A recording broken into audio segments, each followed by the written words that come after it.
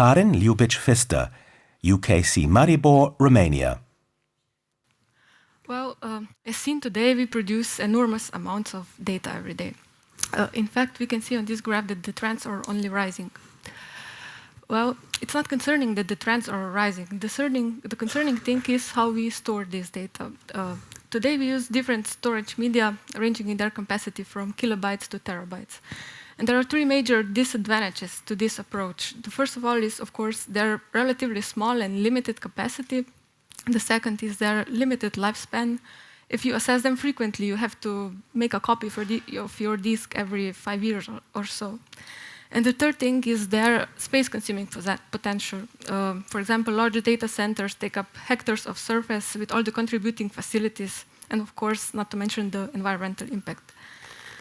These three things present a major wall in modern data storage. So we would like to surpass this wall and present a new solution in data storage. It is DNA-based data storage in living plants and their seeds.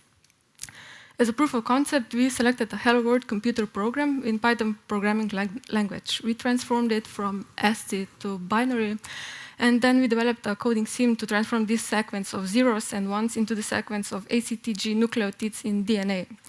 Of course, we synthesized this DNA and incorporated it into our Nicotiana bentamiana plant. So this is the result. That's our tobacco plant with incorporated program. In all of its parts, in all of its seeds, and of course in all of its progenies. Then we also reobtained our program, and we can see the greeting from our plant printed here on the screen. This was actually the first practical utilization of storing valuable data into a multicellular eukaryotic organism. So where do we see the potentials? Of course, there are many of them. First of all, DNA is a very capacitive storage medium. 1 gram can hold more than 450 exabytes of data. And I can tell you that one single box of seeds could store practically all the archives that are currently in the world. And if we store this box in a place like global seed vault, this means that they could last these archives for millennia. Of course, we could access them anytime we wanted to.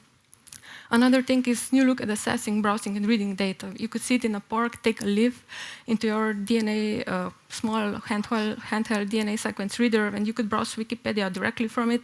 And of course, we were talking about educational problem in Africa before. One simple tree could provide all the educational data anywhere in the world. And of course, all the large data centers in the world could be potentially replaced by this technology.